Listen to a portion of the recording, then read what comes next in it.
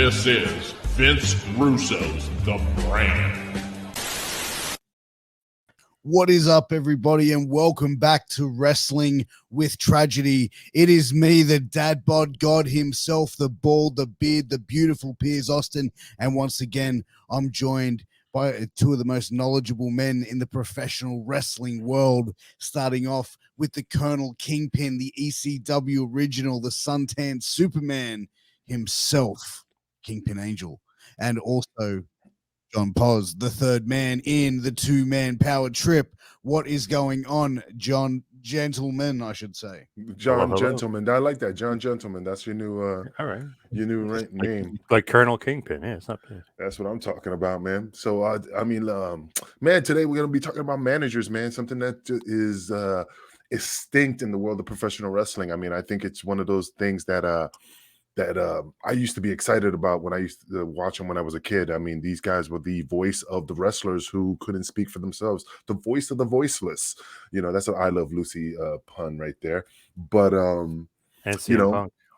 Oh, CM Punk, the voice of the voiceless. Yeah. So I mean, that's a very good topic to talk about because it's a tragedy that they're not really around anymore. So before we get it started, let's get these sponsors out the way and get that going. Okay, go for it, Angel. I'll do it. Your healthvape.com, definitely one of the greatest things out there if you want to get your health on. You know, it doesn't have any preservatives, any harmful chemicals, not using the word. And definitely use MWA promo code MWA pod for 10% off. They have all types of varieties of Restore, Vital, Energy, and Boost, something that will get you going out of the bed, straight to the gym, going to work. Gives you, if you don't want to drink a cup of coffee and you just definitely want to get a quick hit, definitely go to healthvape.com. It definitely gives you what you need. MWA promo code for 10% off. See, I didn't say nicotine. And next up is Sleeps.com.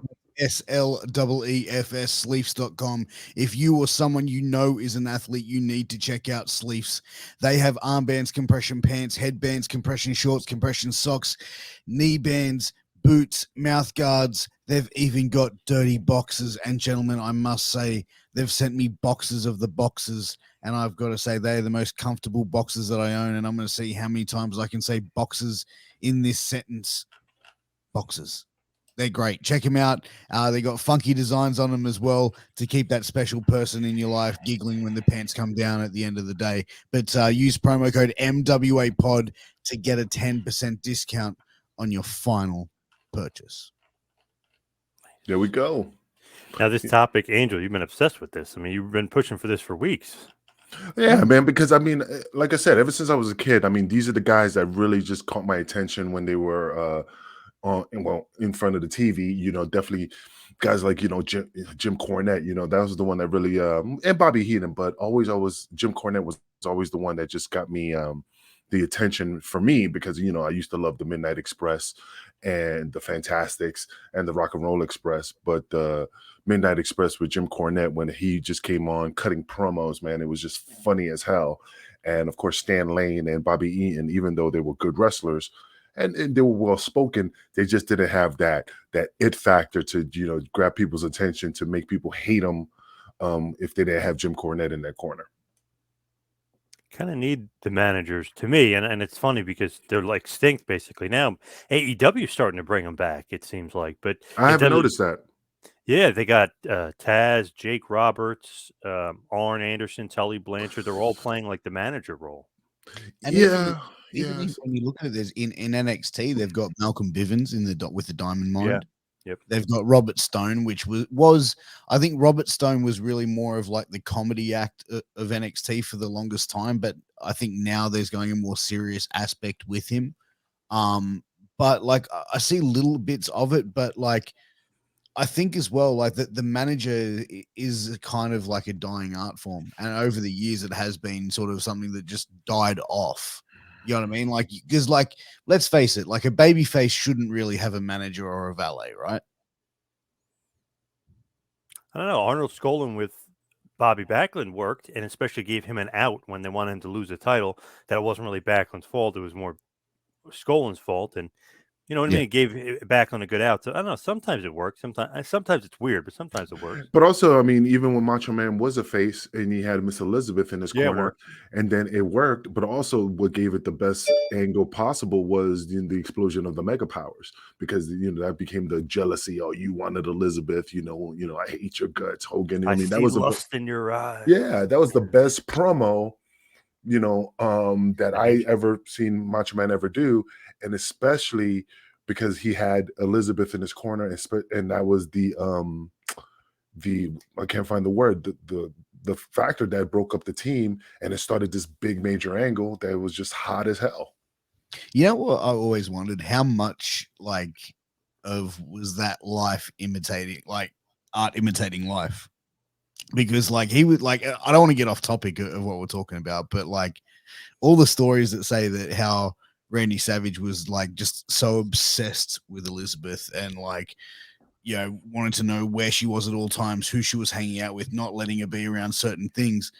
It's you know what I'm saying? How much of that do you think was him playing out in his mind that maybe he thought there was something going on there with? Oh yeah, it was a legit shoot because he was a very jealous guy. I mean, I heard many stories about Macho Man being overprotective of Elizabeth, and stuff. So I mean, I don't think that was too far off the beaten path in regards to Macho Man. Maybe he amped it up a little bit, but I think a lot of it was, art imitating life. I'm kind of with him on that, though. I wouldn't trust the boys, especially with a beautiful woman like that. I'm not trusting these guys when I turn my back. I'm going to Well, be you, paranoid as hell. You know what I well, mean? rule I'm not number one. trusting these guys. Well, think about it. Rule number one: you never bring your wife into the locker room. You never bring your wife into business, because if you look at it from a real perspective, look at Kurt Angle and Karen Angle. Yep. That's that right there. That's the perfect example. I'm not knocking nobody. I'm just saying, look at the story. Look what came about because his wife was in the business. Look at the end result. Mongo and Deborah. Yep. Yeah, I mean, it's Stone Cold and Deborah. Yeah.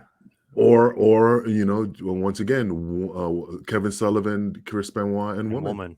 Yep. I mean, these are the very, and she was a manager, but I'm saying it's just those are the things that causes issues in your life, because then if you break up with him or she leaves you for another guy or girl, then you have to see that person all the time. And then you're sitting there lacing up your boots and you're watching them giggle and laugh, and this was your wife, and now, that's something that will hurt deep, no matter if you don't want to show it. Oh, I agree. And I think one of the things I wanted to ask on that as well, because it's valet and manager. Is there a difference, or is it just basically calling a pretty woman a valet to make it different? Because to me, okay, you can have a female manager and or a valet. So what's the difference? I think a valet, for my opinion, don't really say much, doesn't really get involved. She just stands there for eye candy. Now there's certain people that break that mold, like a Sensational Sherry, who has the wrestling skills and the wrestling knowledge, and she's able to talk because she was a very good speaker. But I mean, if you're talking about Peaches, if you're talking about Woman, if you're talking about Missy Hyatt, which again, I'm not knocking their talking skills, they were more visual effect for the wrestler to get them to the next level. Sometimes that man holding that fine woman in his arm just gives that person the people to hate you even more, because you have arrogance. You have, look at me, I have these two pretty women. Ric Flair, had valets, and they never said nothing because he was just using them to amp up his gimmick. I mean, Paz, do you think I'm right, or am I being something? Definitely, because it's like the manager is talking for the person. The valet is almost the background. That is exactly right. It's like the eye candy. Even Elizabeth, I would consider more valet because she didn't really get too into it. More towards the mega powers. She was kind of more like the manager because then she'd interfere in the matches. Remember SummerSlam? She took off the dress. Yeah. Then she kind of got more into it, but she was definitely more of a valet. Eye candy, just makes Savage look better. Even like today, Miz and Maurice, it's like I know she talks and stuff, but she's more like his valet. Now she's going to start wrestling. She's starting to take a bigger role, but just adds to the presentation of the guy. It amps the guy up a level. Like, God, I hate this guy. How the hell is he with this pretty woman? Like, why is Miss Elizabeth, this beautiful woman, with this psycho? Like when he was a heel, and then like Miz and Maurice is like, oh, why is she with this nerd, or why is she with this guy? He's such a loser, and she's so hot. I mean, I think that it always helps the presentation of the guy, especially when the guy's a heel. Yeah, and look at it. Like for example, I'm just using him as a right here, but Tony Atlas, Oh, Tully Tony. Blanchard, Tully Blanchard, when he had I keep messing up. Was it Peaches? Well, Baby Doll Baby eventually. Doll. It was was she in Peaches too? No. No. Anyway, I can't remember. Baby Doll. But anyway, Baby Doll. I mean, look at the heated angles that they started. Look at how he was treating her. Look at how he was. It just made people hate him even more because then he was disrespecting the woman. Go get my suit. Get out of here. Stand up. Yep. Who told you to talk? And so you're just here to stand here and hold my belt, baby. And you cutting these promos and people are like, he's a male chauvinistic pig, and that even gets women even more hot. And that elevates his heelness to another level. So I just think that's something that certain wrestlers needed to kick up the fans' hatred. That's exactly like the Mark Mero and Sable angle in, like, I think it was around 98, like mid 98, where like he sort of like started making him put a sack on and being like, holding her down, and then she's like trying to rebel and all this sort of stuff, and then she gets the big pop, and he's like getting more and more heat week in and week out because he's just sort of grinding her down. But Angel, you you mentioned a name a little while ago, Ric Flair. And now Ric Flair had a manager in the Four Horsemen, right? So J.J. Dillon. So Ric Flair, who is probably one of like the greatest performers of all time. Would you agree? Yeah. Yeah, Okay. absolutely. Very well spoken and everything. Right. So you look at the Four Horsemen, Tully, Arn, again, great talkers, great wrestlers. Depends who it is, Ole Anderson or Arn Anderson, whichever time frame you want to talk about. But yeah. I'm saying, but then I'm saying, like, J.J. Dillon, what was the point of J.J. Dillon in the Four Horsemen? Because like, guys can talk. Like, what's the point of having a manager to hype them up or whatever? Okay, I'll let Paz start it off. What do you think, Paz? What do you think J.J. Dillon was part of the Four Horsemen, especially if Ric Flair was was able to talk the talk? I think they were a little bit different because all of them could talk, and obviously including JJ. To me, it was like heat. He was going to be the guy that was really going to either send it home for heat, or when he's going to be involved in the matches, it's another kind of device that they could use to garner some more heat. And it was almost like him and Tully at that point when he was in first in the Horseman. They were a package together. And obviously, Baby Doll was going to be around too, but it was like they were a package together. So he just continued to be the package. I don't know. It's like he just fit them so perfectly, especially when they started doing war games.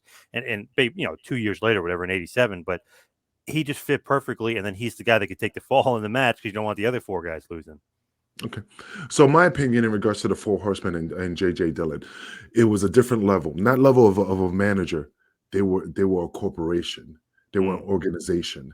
They were not a manager like a boxer. They were a business. Right. So when you have a business, who do you have working for you? You have CEOs, you have CFOs, you have executives. So then, just like Paul Heyman, I'm not a manager, I'm an advocate. Now you're kicking it up a different level. Now you have somebody that handles your finances, you handle your personal appearances.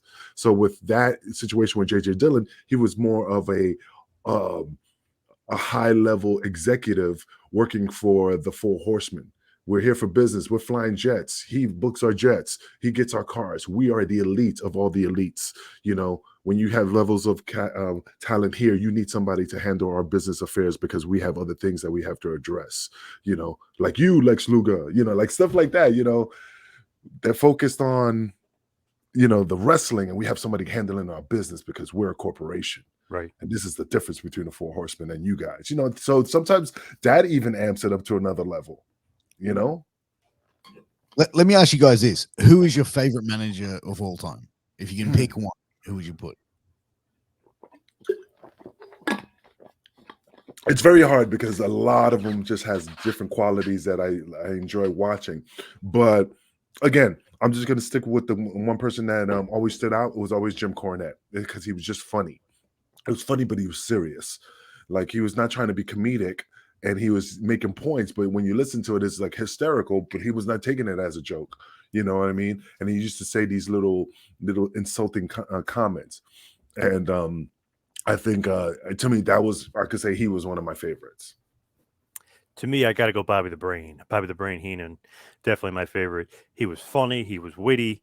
he actually was a great bump taker too, which I loved. Kind of like put him over the top. I know he had that neck injury, and obviously he was a wrestler before, but he kind of made it seem like he wasn't a wrestler before, just by the way he would act and his mannerisms, which is great for a manager because you don't want to be a manager as if like you're some great wrestler and you could take all these great bumps. But he made it look so good, so smooth, so easy, and he got over like Rover. I mean, he was hated. Now, just curiosity in regards to Bobby Heenan, pause. I mean, as I remember, was his neck injury through the years in regards to his wrestling career, or after the time? Or okay, because that's why. I mean, even though he didn't take bumps, he flared around like a fish, and when he did the weasel gimmick, and he just fall face first, jumped over the top rope, but never really took a bump. So I didn't know if that was an injury that was later, aggravated later, because I remember when Brian Pillman grabbed him. Guy went ballistic because because of his neck. So I just didn't know if that was something that came on later, or that's why he was doing those things years before. Basically from his AWA days, hurt his neck, and then he kind of not forced him to be a manager, but kind of forced him to become a manager, and it just suited him so well. He just fit the role perfectly. No, absolutely. I mean, again, I don't know how he hurt his neck, if it was a pile driver, if it was something that he hit his neck on the apron. But yeah, I mean, sometimes things like that are a blessing that elevates your career even more. Gary Hart, JJ Dillon was a wrestler, all of them. Paul Ellering was a wrestler. I didn't like how he spoke, though. I didn't like Paul Ellering's managerial skills. I just didn't think he had the it factor, but that's just my opinion. He just never grabbed my attention. Too smart. Like, was he too highbrow, maybe too smart? Because sometimes his vocabulary, I mean, he's a really smart guy. Sometimes his vocabulary was like, wow, this is the guy that manages the Road War? He's way too smart. Yeah, I think his vocabulary was because as a kid, a lot of things were going over my head. He wasn't grabbing me. So I think the way he was chipping his teeth just never really grasped me. And especially after he did that stupid ass puppet gimmick with Rocco. Oh God. And that really like what the fuck they do? But it wasn't his fault. It was Vince's idea, which again, the Rocco thing is still the most stupidest gimmick, for a manager. But anyway, that's just my opinion. Go ahead, Pierce, what you was gonna say? I was gonna say, you mentioned the Heenan Pillman thing where like Pillman grabbed his neck. Is that when like Heenan started going off his dial and he was on commentary and started going like dropping like motherfuckers left and right? Well, that was it was just the one time David Heenan cursed on air, but during the match, Pillman and Eddie are wrestling, and all of a sudden Pillman just goes to the outside of the ring, and he goes to like almost pretend like he's going to take off his jacket, but he grabbed his neck, and then Bobby the Brain goes, "What the fuck are you doing?" And it's live, it's Clash of Champions, it's live, nothing they could do, and he gets up and he throws the mic down and he walks away, and he basically quits, and Bischoff has to talk him into coming back, and Sullivan was telling me that was quite an adventure because Heenan literally was ready to quit. He's like, "What the fuck's this guy doing? My neck," and blah, blah. So he literally just cursed and walked off, and then he came back and he apologizes. But the thing is, that's funny. Pillman later on the night has a promo, and he goes, "Oh, I'm going to say the 7 dirty words you can't say on TV," hinting back that he didn't curse. So, and obviously it was a shoot, but funny stuff from Pillman. Obviously, Heenan didn't find it too funny. Oh, 100%. You know who my favorite manager is of all time? And I don't know what your reaction is going to be to this one. I can guess. I can have a guess. Slick. Close. Actually, Paul Heyman. Like, for me, it was, I grew up in the 90s, man. So, like, I saw him on WCW with doing Paulie Dangerously. Dangerous Alliance. The Dangerous Alliance, and being Paulie Dangerously and with the phone and the whole gimmick, and then started to see the ECW stuff with him managing like 911 and coming out, and then even like the later stuff and seeing him being able to be put with people like a CM Punk, being able to be put with people like a Roman Reigns, that people that can actually talk on the mic, that can actually cut a somewhat decent promo and a good promo, but also have a manager there that can be able to bounce off and go back and forth with that talent that is able to cut a decent promo on their own and doesn't really need a mouthpiece. It legitimized Lesnar like right away. Like, wow, Heyman is his manager. So that was great. Obviously, Heyman is one of the greatest talkers of all time. It just totally, to me, brings the guy up another level. Like Lesnar, who the hell is this beast? He's awesome. You put Heyman with him, it's like this guy might be a main eventer. And then look, 6 months later, he beats The Rock for the title. I mean, it was just a great package. Sometimes that's all you need to give the guy a little bit of a boost, and then the guy kind of shows you his performance in the ring. But I love the Heyman Lesnar package. I liked Heyman and Reigns together, but I actually thought that Reigns kind of helped Heyman a lot, equally as much as Heyman helped Reigns. I thought it was a very, like, for what it was, I think that only Heyman could have got that gimmick over at the beginning with how Reigns was. Like, there's like, for him to come back, like, okay, like with the being in remission from leukemia, get the babyface pop, but okay, then what? Then they knew that in 3 to 6 months' time they're going to be in the same boat they were in a year to 2 years ago with him. So how do you completely change him? Put him with Heyman. Heyman, you know what I mean? Yeah, it's like Heenan and Andre. It's like Andre was going to beat up Hogan, turn heel. No, just have him come out with Bobby the Brain and solidify the guy as a heel. I mean, I love that stuff. It's simple, it's easy, and it's effective. But one of the things I like about Heyman, sorry to interrupt, Angel, was like just the fact is, like, when he's a heel and he's starting to get a babyface reaction, he can just like flip the switch, shoot it and down. Just go, this isn't karaoke, shut the you know what I mean, like, and then like get his heat and then do his intro, and you know what I mean, like he doesn't sort of like play along to that shit like when he's a heel. He knows what he's doing out there. Oh yeah, and that's Angel, what I mean. Angel's being too quiet about Paul Lee. I guess there's some heat there. Oh yeah, I'm looking at that check on my desk. But anyway, no, I mean, now that we're just, I know we're praising managers and the value that they had to wrestlers, but let's talk about worse managers. What do you think about people like Paul Jones or the genius Nanny Powerful or Mr. Fuji, who didn't really speak much? Yeah, that's all he said.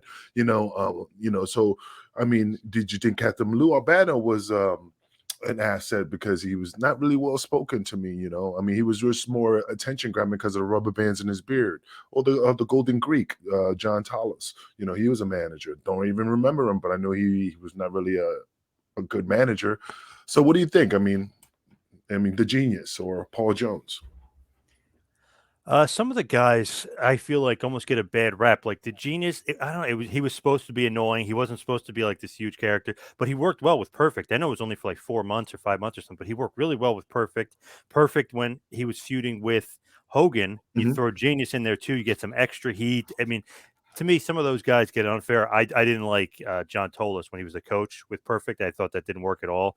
He wasn't a great manager.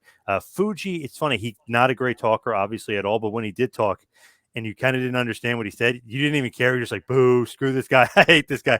Just his presence. You just didn't like Fuji at all. And sometimes ethnicity plays a factor for hatred as well. Because he's Japanese and, they use the Pearl Harbor angle or even Sheikh Agnon couldn't speak for shit. But the only reason, because he's playing the Arabic gimmick, that gave him the heat. Is it cheap heat, do you think? It's cheap heat. There's no doubt about it. But it works sometimes. So you got to just roll with it. But it's definitely cheap heat. Some of those guys definitely get a bad rep. Like Paul Jones was a pretty damn good manager, but they always terrible managers. I don't know. He lasted for a long time. He got a lot of guys over. I kind of liked Paul Jones's army, to be honest. But the coach, John Tolis, I feel like sometimes they like the guy, or he's like a good wrestler, so they think he's going to transition well into the manager role, and they don't. Sometimes I think it's loyalty. Like I was going to ask you, like Captain Lou, I know you maybe didn't like him. I thought he was a good manager, very memorable, but I thought sometimes he took away from the wrestler because he was so flamboyant and attention-seeking. It almost took away from the guys he was managing at times. But do you think there was some sort of loyalty there with Vince Sr. and then eventually Vince Jr.? Like it was like, okay, 100%. This guy worked for me for a while. He can't wrestle anymore, injuries, age, whatever, but I want to keep him on the payroll. I really like this guy. Is there like a loyalty factor? Even Classy Freddie Blassie, legend, great manager, legendary wrestler, obviously first, but it's like, I like this guy a lot. I'm going to keep him around. I'm going to keep him getting paid. Like, is it a loyalty, do you think, too? Oh, absolutely. Because I remember Johnny used to tell me stories. Perfect example, Arnold Skolin. A guy he couldn't talk for shit. No. But he was well respected. He was Vincent Sr.'s boy. Johnny used to sit there. He goes, I don't know what the fuck this dude has over Vince Jr. because that dude's still there, sitting there playing fucking cards, don't do shit. You know, he has something on him. You know, and such a wrestling mentality. He's got something on him. Yeah, because Johnny knows. Johnny said Arnold Skolin was the one that brought him in the business. Arnold Skolin gave him the opportunity. But of course, loyalty. if you still, loyalty. But if you see, like, what the fuck did he do? You know, all he did was play cards in the back. You know, what was his job? But Vince was loyal to him. But Johnny said, no, man, that motherfucker must have something, you know, because there's a lot of dirty laundry, you know. Same with stuff. Patterson, bro. Same with Patterson. Yeah. But you know what? You know who I think is one of the worst managers of all time? Who? Michael P.S. Hayes. Boo. Come on, man. Look at How that. dare you? It depends on the time. He looks like that fucking 50-year-old divorced uncle that just wants to be cool and hang out with the 20-year-old kids, man. Come on. Like he did not fit in well with that. It was not the right gimmick for him to work that angle. They should have not brought back the Freebird gimmick, and that's all it was. But I mean, as a talker, as a person who had the skills, the chops, and the talking skills on the mic during he was awesome. So especially with that Southern draw and stuff like that, he really people just hated him. Yeah, I mean, I don't think he was the worst manager. I think it was the worst faction for him to be in because it didn't fit him. But to his credit, though, he loved the Hardy Boys, so he was trying his damnedest. And if he had to be on TV to do it, he wanted to get those guys over. So, I kind of give him credit for at least trying to help out guys that he thought had a bright future. And obviously, he was right; they both did. Yeah, you know what's funny about that? I heard an interview with Matt Hardy, and he said that that Michael Hayes came up before him. He was like, "Yeah, so where do I get the shirts and the pants and everything like that?" He got gimmicked up with them, and so he thought that was pretty fucking wild. But I don't know, man. I just felt like him managing the Hardy Boys. It was just like it didn't fit at all. Yeah, no, it was a fucking big time miss for me. Yeah, but it's funny. We're talking about people who were pro wrestlers that transitioned into managers and became successful, but there was also managers that transitioned into pro wrestlers that became super successful. And that's Roddy Piper. And DDP, but DDP. But Roddy Piper was a manager back in because I'll tell you the story. Johnny Rodz was wrestling in California as Java Rook. And Java Rook was getting a push because he was, wrestling Chavo Guerrero, and he was playing the Arabic gimmick and big heated angle. Well, during that time, Johnny used to room with Piper, and Piper. That's when they were broke. Johnny used to hate eating Sloppy Joes because that's what they used to eat all the time. A lot of wrestlers have a lot of things that they don't like to eat. Like Sting doesn't like to eat tuna fish because him and fucking the Ultimate Warrior used to eat tuna fish when they used to come out their ears, and now he just can't stand it. Roddy Piper, same thing. Sloppy Joes, Johnny Ross, Sloppy Joes. I bet you Stone Cold don't like to eat raw potatoes because that's what he used to eat all the time. Right. But the story is that Roddy Piper was Johnny Ross's manager at the time because they didn't know what to do with him. They were like, and Johnny's like, hey, why don't you get that kid just be my manager, and because they didn't have no spot for him. He was getting beat up, he was getting slapped, and that was what the story was when he cut the promo with Johnny. He's like, well, if you can't beat him, you join him, because Johnny Rodz should beat up Roddy Piper, and everybody kept beating him up. But the last segment was Johnny Rodz beating up Roddy Piper, and then later they were like, if you can't beat him, join him, and that's why I'm with Java Rook and stuff like that. But the key factor is that Johnny was having some situations back in New York that he had to leave the spot. He had to leave, and it was a big push, and he had to go home. He couldn't stay, and they were like, Johnny, we need you and stuff like that. What are we gonna do? I have to go. Use Piper. I mean, he's a great asset. Use him. You can make a lot of money with him. Boom. From manager to wrestler to success. Things happen, Fuck, I never knew that about Piper.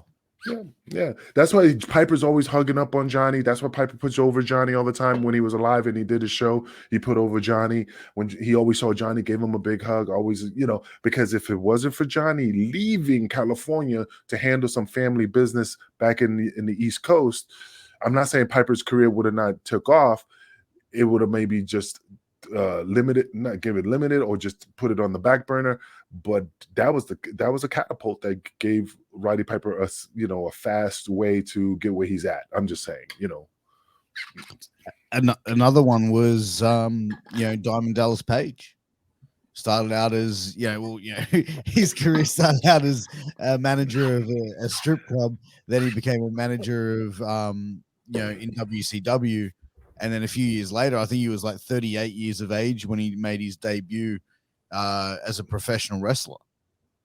I just never was a fan of Diamond Dallas. I'm not knocking him or anything. Great wrestler and stuff like that. I never thought he was a great manager when he used to manage a Diamond Stud. I don't think he got the greatest chops. He was just, to me, never believable. Yeah, he got over. Some people believed him, but it's just the way he presented himself on the mic when he cut promos. I just never believed him. I mean, sometimes it's just something that grabs a fan. And even though I was a wrestler, it just never really grabbed my attention. I watched it, but I was just more, okay, waiting for the next match to start after that segment. Do you think he was a pause? I mean, what do you think? I mean, about DDP from transition from manager to wrestler, even though he was successful at it, maybe it didn't fit the mold for him to be a manager, and maybe that helped him. I love him as a wrestler, but as a manager, way too many gimmicks. Talking about Albano stealing the spotlight. When he used to cut promos and stuff, it was almost like he was the wrestler and the two guys, like Bad Company. He would totally overtake the scene, and maybe on purpose, but maybe it was inexperience, or maybe it wasn't on purpose, but he would totally be the scene stealer, and he's just supposed to be the manager pumping up his two guys. So I feel like it didn't work with him as a manager. He too many gimmicks, too loud, too all over the place, too look at me. And then the other factor is 6'4", the guys, except for Diamond Stud, obviously a little bit later, who's bigger than him. He was bigger than almost everybody he managed. So it's like, why doesn't this guy wrestle? He's bigger than the guy he's managing. No. So it doesn't make sense to have a 6'4", 250-pound guy as a manager. So him as a wrestler obviously worked out very, very well. He's an awesome wrestler, but him as a manager, I wasn't feeling it at all. He's just too big, too loud, too much. I think, I agree with that. I think he took away from the wrestler when he was the manager. And it's weird, like even Slick to a certain point, it's like, wow, this guy's so big and he's skinny, so it worked. But some guys, if they're too tall, it's like, man, I don't know if they could be a manager. Like sometimes it doesn't work. Obviously, when Slick is with the Twin Towers, you don't even notice it. But when he's with like Power and Glory, you're like, wow, Slick is taller than Hercules and Roma. It's like has like a weird feeling to it. Even though I love the Slickster and he was an awesome manager and he's so skinny and slender, it worked. But DDP wasn't really that skinny. I mean, he kind of in a weird way, but not really. When you're bigger than the guys you're managing, it's almost like, why aren't they managing him? I thought DDP as a wrestler, he was like he had a lot of fans behind him. Like he was kind of like known as the people's champion WCW. Oh yeah, over big time. I liked his act to a certain degree, but it wasn't like. I mean, for me, it wasn't like a must-see sort of thing. You know what I mean? Like, I know Angel's an FOP of DDP, so yeah, I'm sure he's got some stories for us. I mean, I agree with Paz. He was just always trying to take over the spotlight, always trying to outshine his people that he was supposed to get over. I mean, I just didn't like how he spoke. He was a very flamboyant. He had a big ass, Jimmy Jam Garvin hair. With a big old perm and shit, hairband, the stupid fucking Oakley glasses that he used to rock in there. I think he used to come with a big ass cigar too, if I remember correctly. Yeah. And I just think when he got rid of that, he started chewing the gum like crazy. Remember, like that obnoxiously chewing of the gum? Yeah, I remember that. Yeah. I just think I just don't see him as a. I just couldn't see it, man. As a wrestler, it's great. He made a transition. It's just that being a manager, it was just not his forte. It was just not working. Maybe he was training to be a wrestler, but they needed to put him somewhere until then, But yeah, I'm not a fan of him as either a manager or a wrestler. Let me ask you guys this: what about Stephanie McMahon? Oh, Steph. She was too overbearing to me. Like she's great, she gets so much heat, but she almost gets more heat than the wrestler. Yeah. Okay. Yeah. I mean, Stephanie, man, who did she manage? I'm trying to remember. Tess.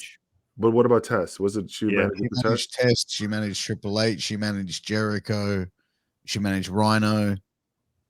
But But she, Booker the T, way, I think she played for a while, didn't she, during the Alliance days, John? Yeah. Yep.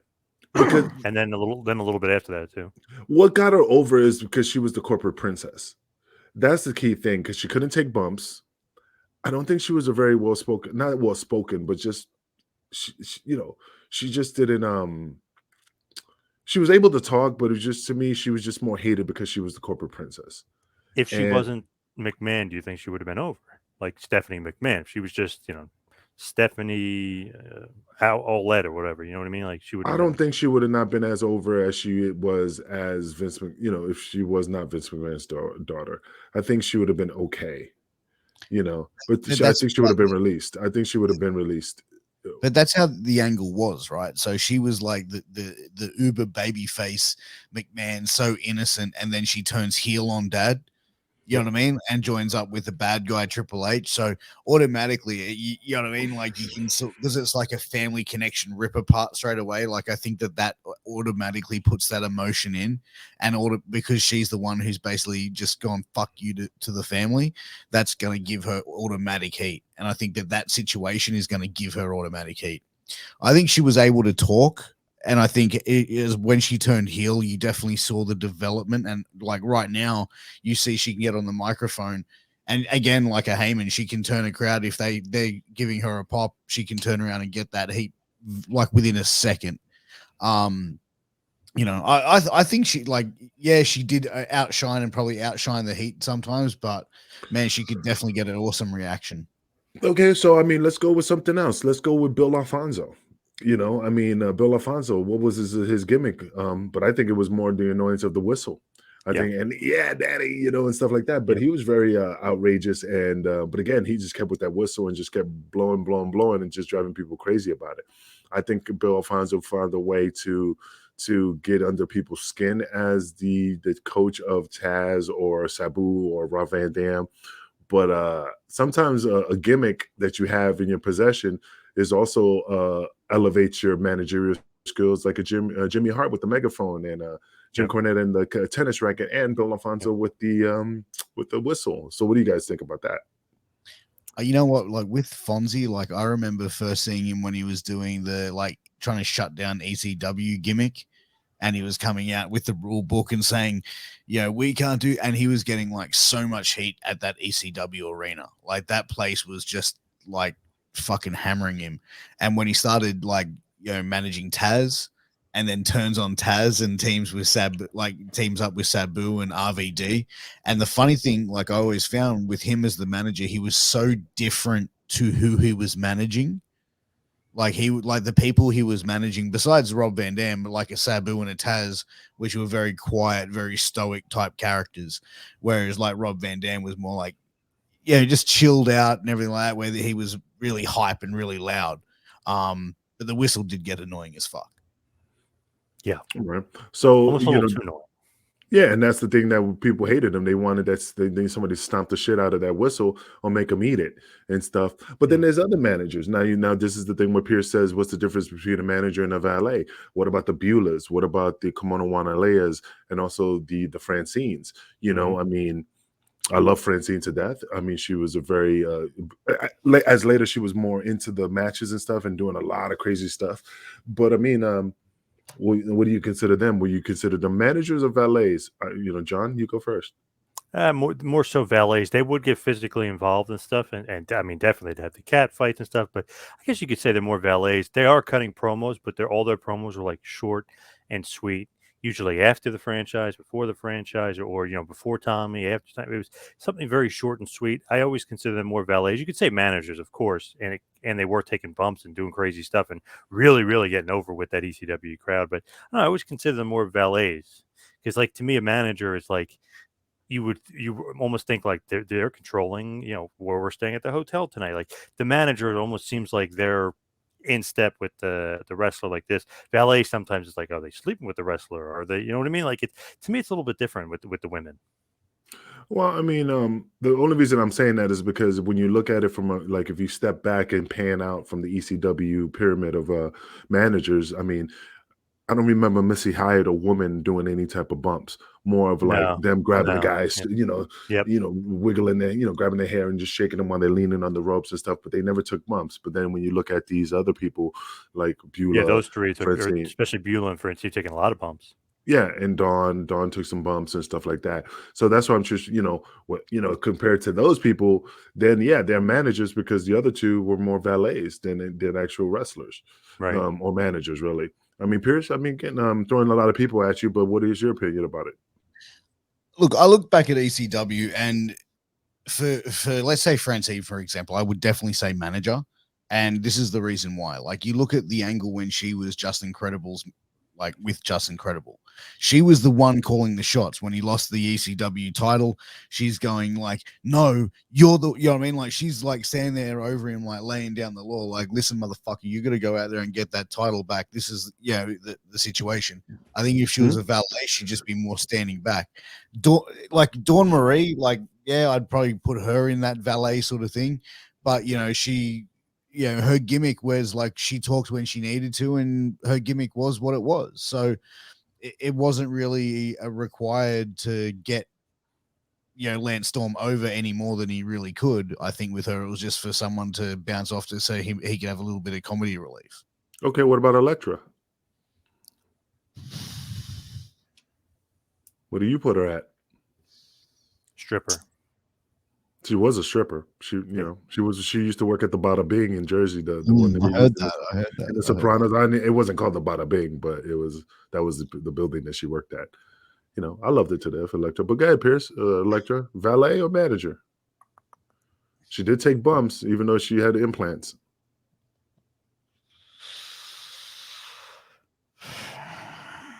I just can't remember her talking all that much. She didn't really talk much. Okay. Isn't that the whole point of a manager, though, right? Like to be the one. Sometimes it's just the eye candy, because she had the big boobs, she had, the high hooker boots and stuff. Sometimes, she was hanging out with Danny Dorian and Roadkill at that one point, because Danny was the X-rated porn type of character, so they needed somebody like that. Okay, so how about Beulah? Beulah didn't really talk well. Beulah, I'm not knocking Tommy's wife, but I wouldn't even put Beulah in as either a valet. That's what you say? No, I'd put her as a performer, dude. That match that she had, that match that she had with fucking Alfonso, that just fucking one match, shit. Yeah, but dude, she took fucking pile drivers. She fucking went through. You know what I mean? No, but negative. Dude, even then, like, she was involved in so much more of story. So you telling me? Let me finish. Let me throw out this point right here. So you're telling me that if I made you the best grilled cheese sandwich and the best tomato soup, that I'm a chef? No. No, I'm not saying she was a worker. I'm saying she was a performer. Like, you know what I mean? Like, kind of like how you would have, like, how Heyman is really. Like, he was kind of like a manager / like general manager. Like, same with Teddy Long, that sort of thing. Like, I think she was an overall, performer. Because of one match. I'm not saying a wrestler, Angel. Listen to what I'm saying. But you're saying a performer in regards to, I'm not arguing. I just want to hear, you got to sell it to me, man, because you're telling me because she, one performance, one sold out arena that I sung one song and they're like, wow, man, he hit it. And then I don't think so. I'm not saying she's Ric Flair incarnate, right? All I'm saying is that she did a lot in ECW. I think she was more like than a valet, and I think she was more what than. Did she do? Mate, what more did she do? I'm just curious. You got to sell it to me. I'm just trying to understand. Okay. She was involved in one of the hottest angles in ECW history. That's how she got introduced to ECW, right? Which angle was that? Are you fucking kidding? Are you high right now, dude? Hey, you got to tell the fans. Just because I know there's people that's probably watching this and saying, what match? Okay, she was brought in as the love interest between Tommy Dreamer and Raven in their feud, as the girl from like their summer camp that Tommy rejected because she was, whatever. And now she's with Raven and she's a Playboy model and all this other stuff.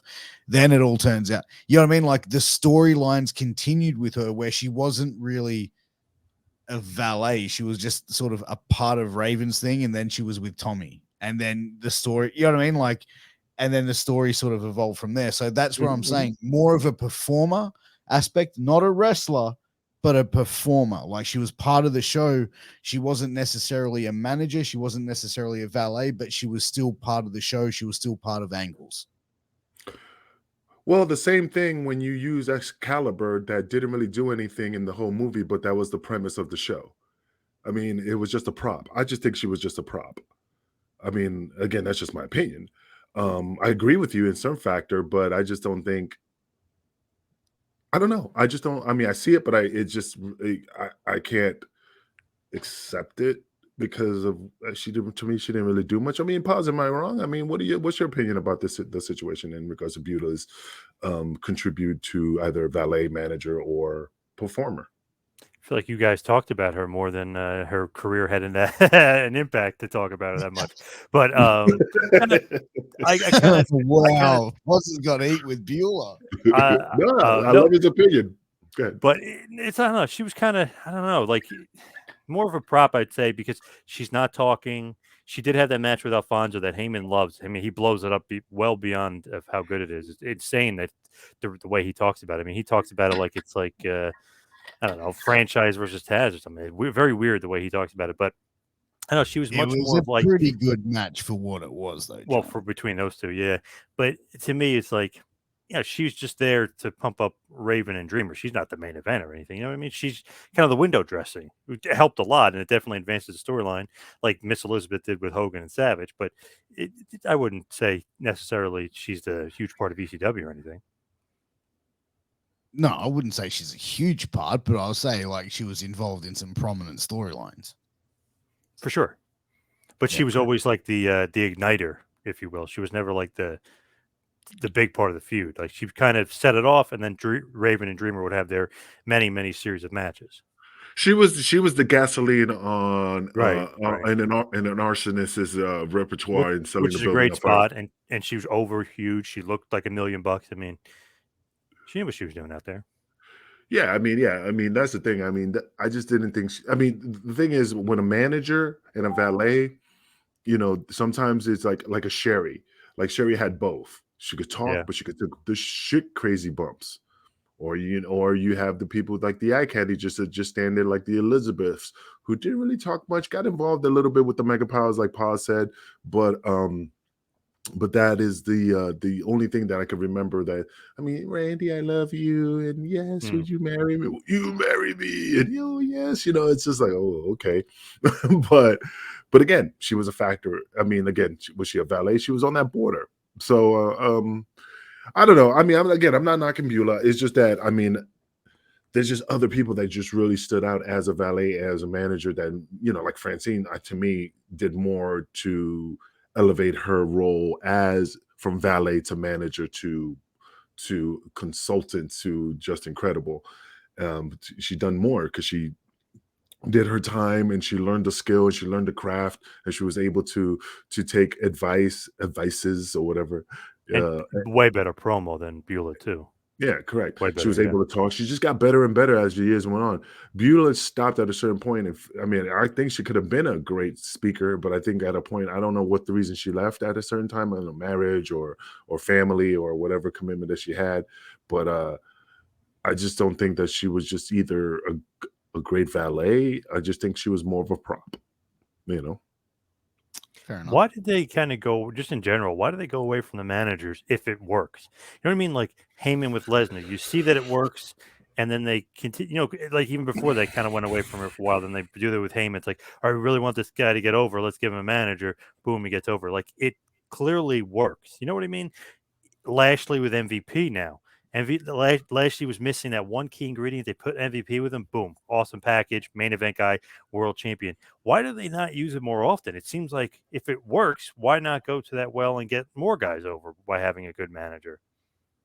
Well, I mean, I don't know, man. The reason I think managers are a great asset, but I could see some promoters' point because when I went down to because I hurt my knee and I went down to Texas for that show with my friend Kirk Gannon, and I managed.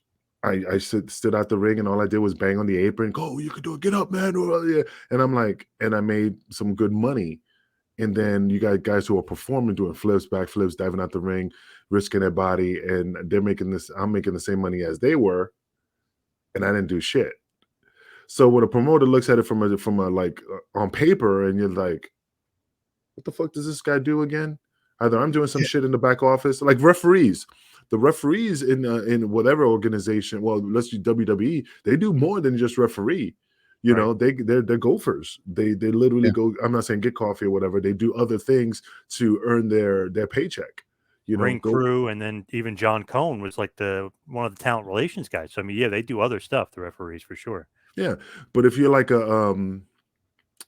trying to get somebody, but I'm just throwing it out there because I'm just thinking out loud. But I'm just saying like a Freddie Blassie or an Arnold Skolin. Let's just not, regardless of what they had over on Vince at the time, but let's just say those guys were old. They were managers. Yep.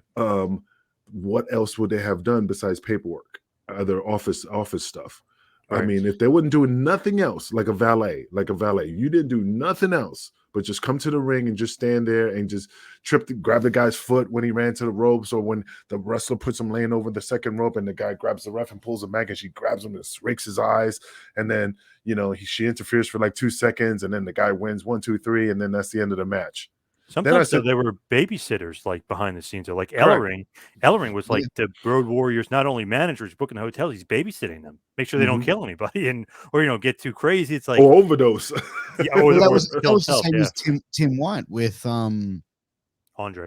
With Andre, he was his driver, and his buddy, but yep. But you know what? Like, let me throw this name out there as a manager who like.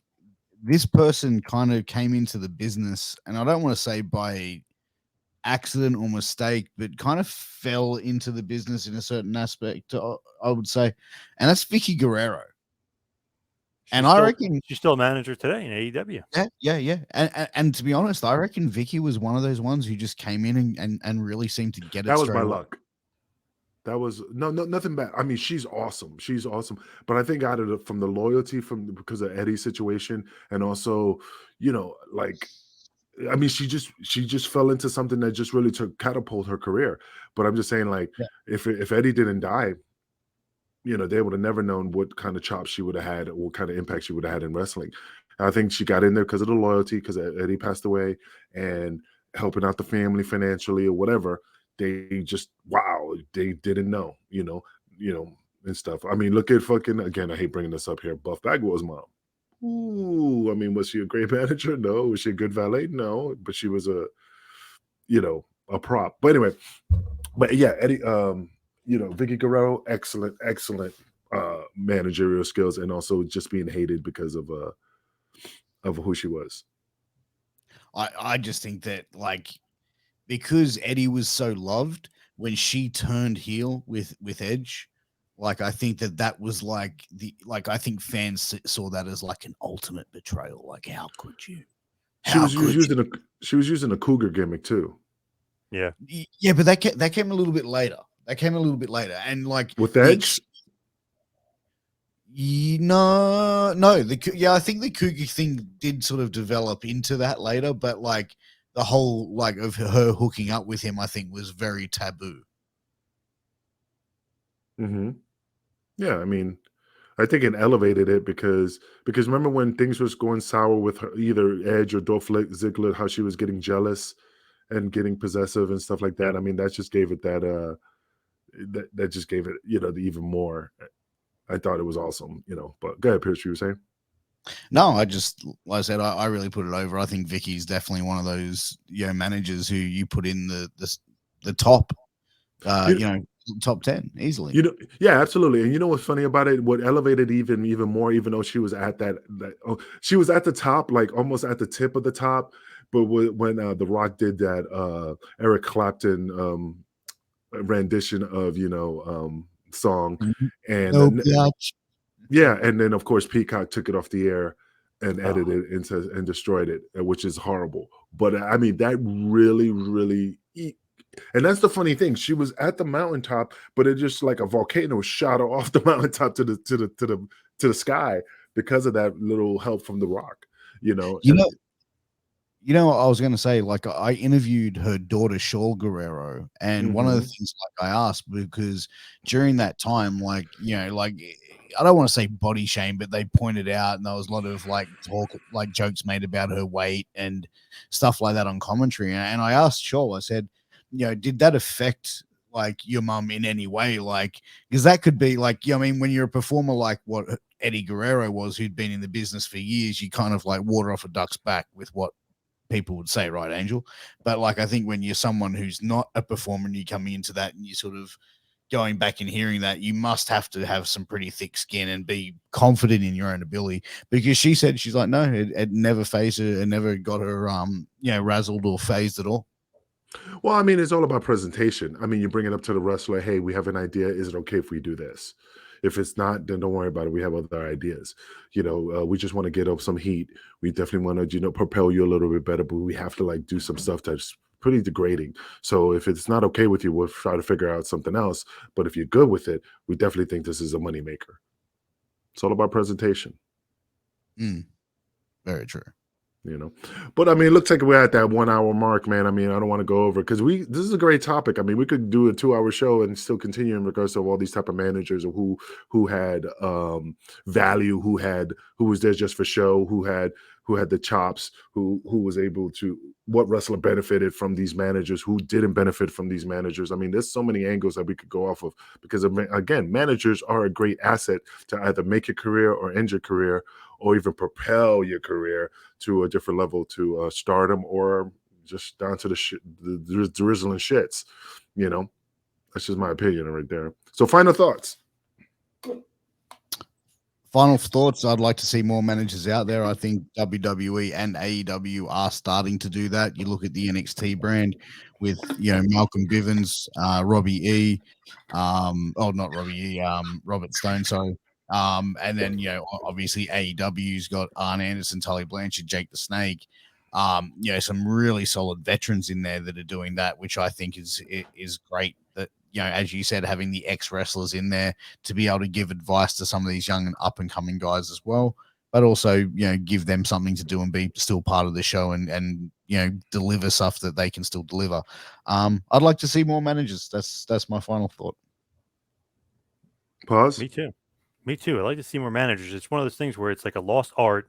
They completely, I don't know, for some reason it was so big in the 80s, early 90s, and it's just gone all of a sudden. It's just definitely lost.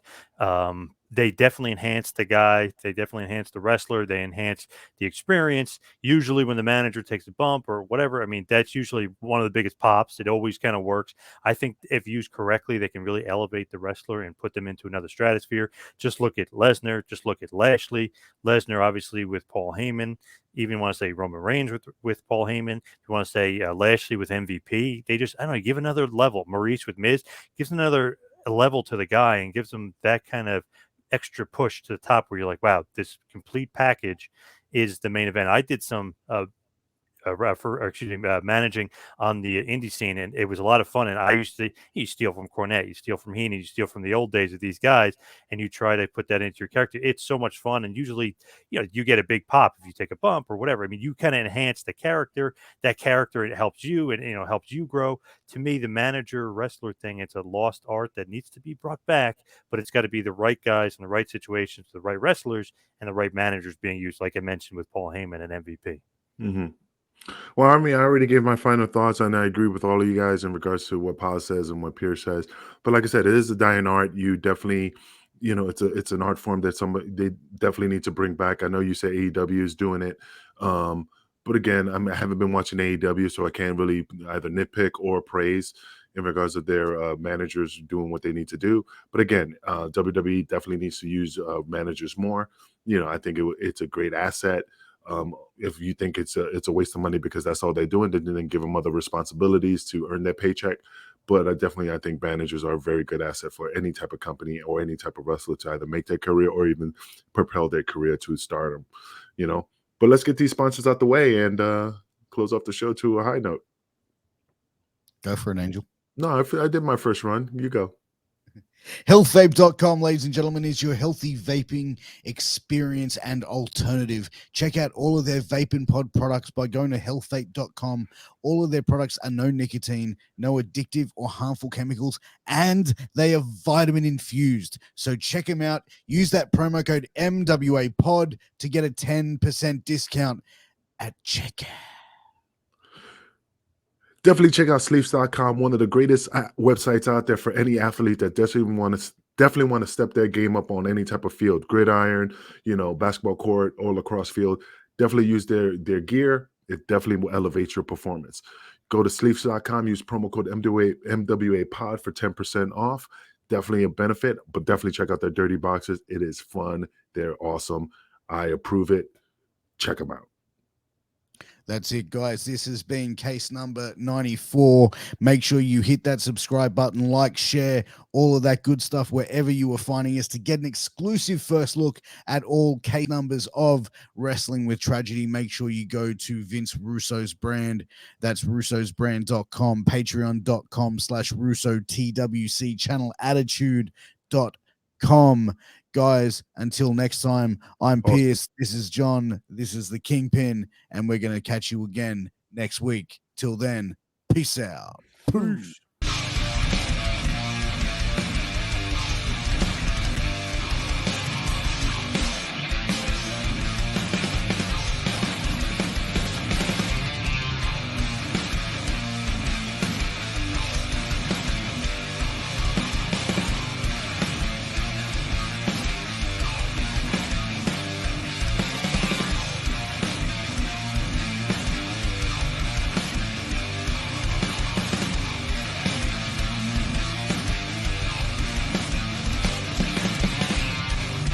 This is